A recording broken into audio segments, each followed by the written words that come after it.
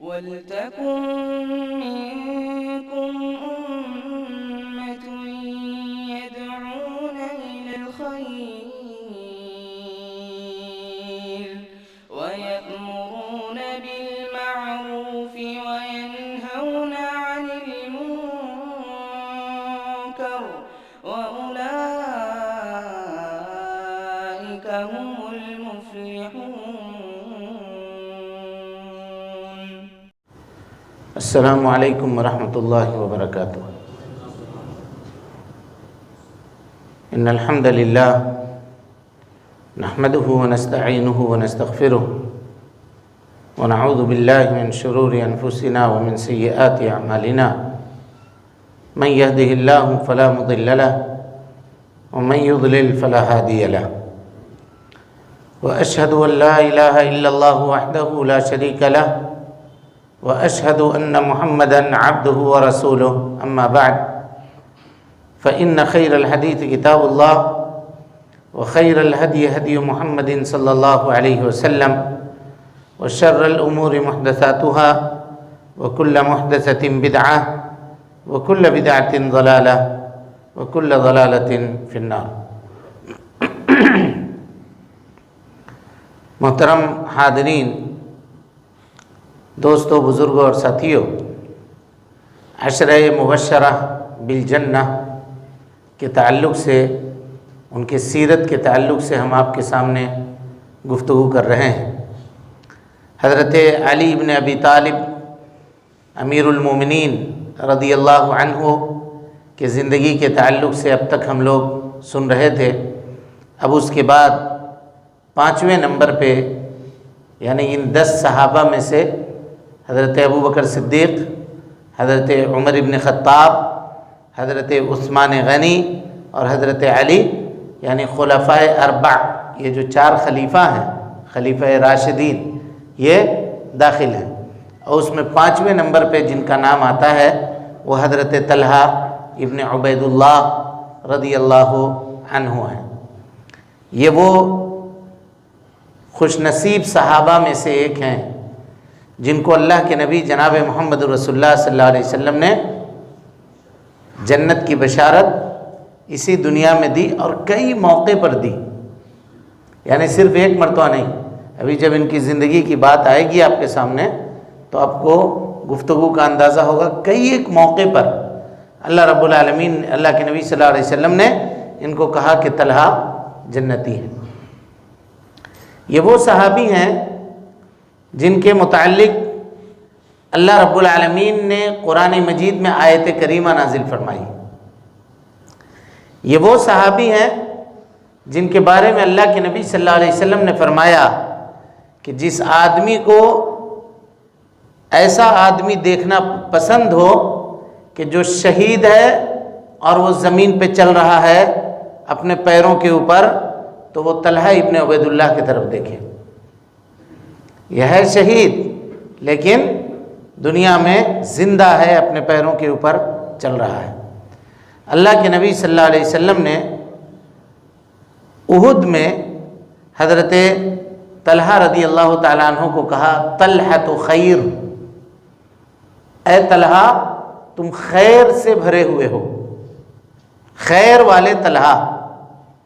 اور اسی طرح سے خیبر میں نبی صلی اللہ علیہ وسلم نے کہا طلحہ تو جود، کثرت کے ساتھ اللہ رب العالمین کے راستے میں خرچ کرنے والے طلحہ. طلحہ ابن عبید اللہ رضی اللہ عنہ یہ صرف وہ ان 10 خوش نصیب صحابہ میں سے ہی نہیں ہیں جن کو اللہ نے کہ نبی صلی اللہ علیہ وسلم نے جنت کی بشارت دی، بلکہ وہ ان 8 صحابہ کرام میں سے ایک ہیں جنہوں نے اسلام میں سب سے پہلے سبقت کی. یعنی 8 لوگ جو اسلام میں سب سے پہلے داخل ہوئے، ان میں سے ایک کون ہے؟ حضرت طلحہ رضی اللہ تعالیٰ عنہ. ان 5 لوگوں میں سے ایک ہیں جنہوں نے حضرت ابو بکر صدیق رضی اللہ تعالیٰ عنہ کے ہاتھ کے اوپر اسلام قبول کیا. یہ سب دوست ہیں، حضرت ابو بکر صدیق، حضرت طلحہ ابن عبید اللہ، یہ سب ایک عمر کے لوگ ہیں. انہوں نے نبی صلی اللہ علیہ وسلم کی بعثت کے بعد حضرت ابوبکر صدیق نے جب دعوت و تبلیغ کی اور کیسے یہ اسلام لائے، ان کے اسلام لانے کا واقعہ بھی آپ کے سامنے آئے گا۔ اسی طرح سے یہ طلحہ ابن عبید اللہ ان 6 خوش نصیب صحابہ کرام میں سے ایک ہیں کہ جن کو خلافت کے لیے حضرت عمر ابن خطاب رضی اللہ تعالیٰ عنہ نے نومینیٹ کیا تھا۔ جب آپ کی وفات ہو رہی تھی تو آپ نے 6 صحابہ کرام کو نومینیٹ کیا تھا کہ میرے بعد انہی 6 میں سے ایک سے خلیفہ چن لینا، اور کہا تھا کہ یہ وہ 6 لوگ ہیں کہ اللہ کے نبی صلی اللہ علیہ وسلم کی وفات ہوئی کہ اللہ کے نبی صلی اللہ علیہ وسلم ان سے راضی تھے، ان سے راضی تھے۔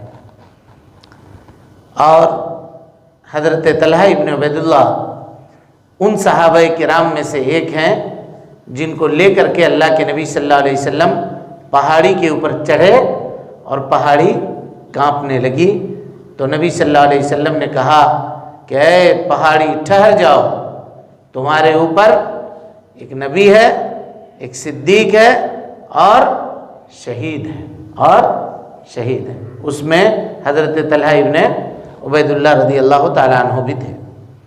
حضرت طلحہ ابن عبید اللہ رضی اللہ عنہ یہ قریش کے بڑے لوگوں میں سے تھے اور سرداروں میں آپ کا شمار ہوتا ہے۔ تاجر تھے اور مالدار تاجر تھے، بہت کامیاب تاجر تھے، تجارت کرتے تھے۔ قریش ان کو اسد کہا کرتی تھی کہ خاندان کے لوگ ان کے بہادری کی وجہ سے کہا کرتی تھی کہ طلحہ جو ہے یہ شیر ہے۔ اور طلحہ ابن عبید اللہ کے تعلق سے قرآن مجید کی آیت کریمہ نازل ہوئی، من المؤمنین رجال صدقوا ما عاہدوا اللہ علیہ، مومنوں میں سے کچھ لوگ ایسے ہیں جنہوں نے اللہ رب العالمین سے جو وعدہ کیا تھا اس کو وہ پورا کر کے دکھایا۔ پورا کر کے دکھانے والے لوگوں میں سے کون ہے؟ ایک حضرت طلحہ ابن عبید اللہ رضی اللہ عنہ ہے جو عشرہ مبشرہ بالجنہ میں سے ایک ہے۔ طلحہ ابن عبید اللہ ان کا نسب نامہ کیا ہے وہ دیکھتے ہیں۔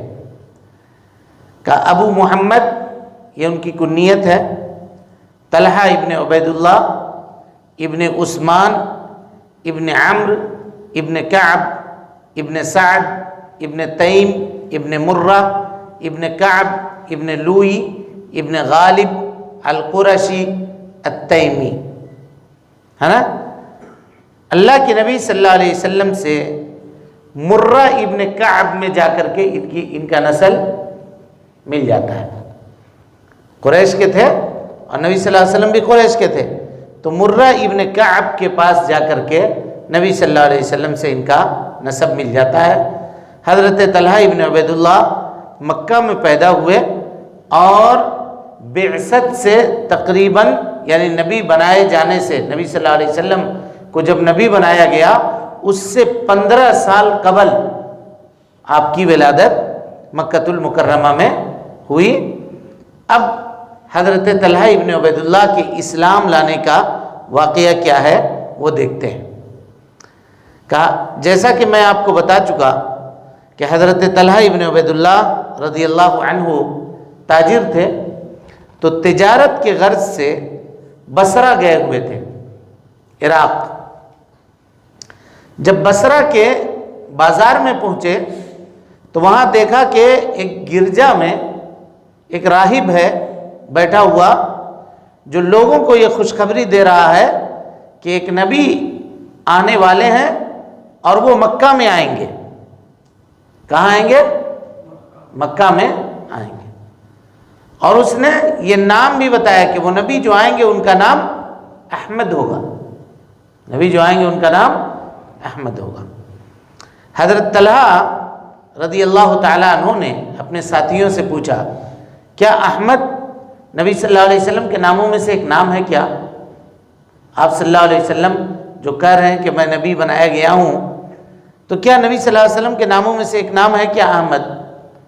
تو لوگوں نے کہا کہ ہاں، احمد نبی صلی اللہ علیہ وسلم کے ناموں میں سے ایک نام ہے۔ لوٹے وہاں سے حضرت ابو بکر صدیق رضی اللہ تعالیٰ عنہ جو ان کے ساتھی تھے ان سے مشورہ کیا اور دونوں مل کر کے نبی صلی اللہ علیہ وسلم کے پاس گئے اور اسلام قبول کر لیا۔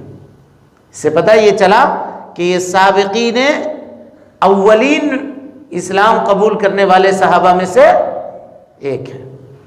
اسلام جب یہ قبول کر لیتے ہیں تو قریش والوں نے ان کو چھوڑا نہیں۔ ان کے بھائی تھے عثمان، انہوں نے کیا کیا، ان کو اور حضرت ابو بکر صدیق رضی اللہ تعالیٰ عنہ کو، دونوں جوڑی ایک جوڑی کے تھے، ایک رسی میں دونوں کو باندھ دیتے تھے اور پٹائی دونوں کی کرتے تھے۔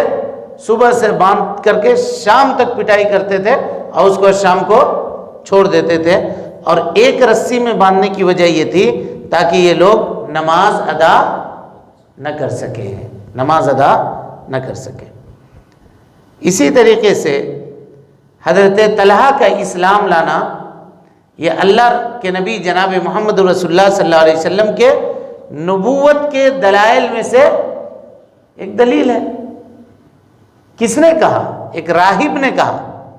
اسی کے متعلق اللہ رب العالمین نے قرآن مجید کے اندر فرمایا الذین آتیناہم الکتاب، ہم نے جن کو کتاب دی ہے، یعرفونہ کما یعرفون ابناءہم، اے اللہ کے نبی صلی اللہ علیہ وسلم یہ لوگ آپ کو اس طرح سے پہچانتے ہیں جیسے یہ اپنے بچوں کو پہچانتے ہیں۔ جس طرح سے آدمی اپنے بیٹے کو پہچاننے میں کبھی غلطی نہیں کرے گا کہ اسی طریقے سے یہ لوگ آپ کو پہچاننے میں غلطی نہیں کریں گے۔ لیکن یہ جاننے کے باوجود، حق بات سمجھنے کے باوجود بغض میں، حسد میں، عناد میں، سرکشی میں یہ لوگ آپ کے اوپر ایمان نہیں لاتے۔ اور اس میں ایک پوائنٹ کا اضافہ کیجئے کہ یہ یہود یہ مدینے کے اصل باشندہ نہیں ہیں۔ انہوں نے اپنی کتاب کے اندر یہ بات پڑھی تھی کہ آخری نبی اس جگہ پر آئیں گے جہاں کھجور کی پیداوار ہوتی ہے۔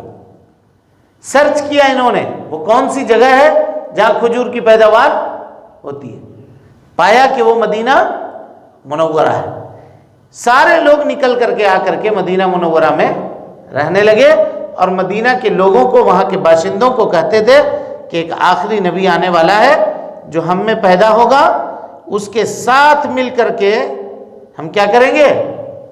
تم کو قتل کریں گے، تم سب کو ختم کریں گے، تم سب کو مٹائیں گے۔ یعنی اس نبی کا نام لے کر کے دوسروں کے اوپر روب جناتے تھے، یہ دوسروں کو دھمکاتے تھے، ڈراتے تھے۔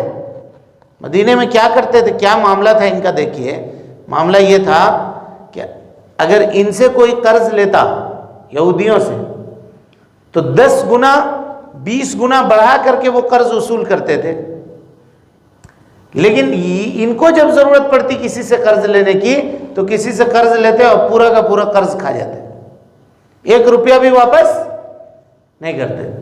اور اگر وہ قرض مانگنے کے لیے جاتا تو کہتے کہ اچھا تم ہم سے قرض مانگتے ہو، ایک نبی آنے والا ہے، وہ آ جائے اس کے بعد ہم تم کو گاجر مولی کی طرح کاٹ کر رکھ دیں گے، یہ کہتے تھے۔ اور یہ لوگ چونکہ ان پڑھ تھے، ان کو کچھ بھی معلوم نہیں تھا، اور وہ اہل کتاب تھے، ان کا روب تھا، خاموش رہتے تھے یہ لوگ پڑھے لکھے نہ ہونے کی وجہ سے۔ اور وہ اس بات کا دھاک جناتے تھے یہود و نصارہ کہ ہم اس دین کے فالوورز ہیں جو دین آسمانی ہے، توریت اور انجیل کے ہم لوگ ماننے والے ہیں۔ لیکن جب ان کو توریت اور انجیل سے اصل فائدہ اٹھانے کا موقع آیا کہ اس میں جو نشانیاں بیان کی گئی ہیں اس نشانی کو دیکھ کر کے اللہ کے نبی صلی اللہ علیہ وسلم کے اوپر ایمان لاتے تو ان لوگوں نے توریت سے فائدہ اور انجیل سے فائدہ نہیں اٹھایا۔ یہ ساری چیزیں اس بات کے اوپر دلالت کرتی ہیں کہ ہدایت پانے میں آدمی کے اپنی کوشش کا کوئی دخل نہیں ہے، محض اللہ کا فضل ہے۔ اللہ تعالیٰ جس کو چاہتا ہے ہدایت سے سرفراز کر دیتا ہے۔ حضرت طلحہ رضی اللہ تعالی عنہ کی زندگی کے وہ واقعات جو حضرت طلحہ رضی اللہ تعالیٰ عنہ کو دیگر صحابہ کرام میں ممتاز کرتا ہے، وہ انشاءاللہ ہم کل کے درس میں آپ کے سامنے رکھیں گے۔ اللہ رب العالمین سے دعا ہے کہ اللہ تعالی ہمیں اور آپ کو حسن عمل کی توفیق دے، ہماری اصلاح فرمائے، نیکیوں کو قبول کرے، سیئات سے درگزر فرمائے، جب تک زندہ رکھے دین اسلام پہ زندہ رکھے، اور جب اٹھائے ایمان پہ اٹھائے۔ آمین۔ وآخر دعوانا ان الحمد للہ رب العالمین۔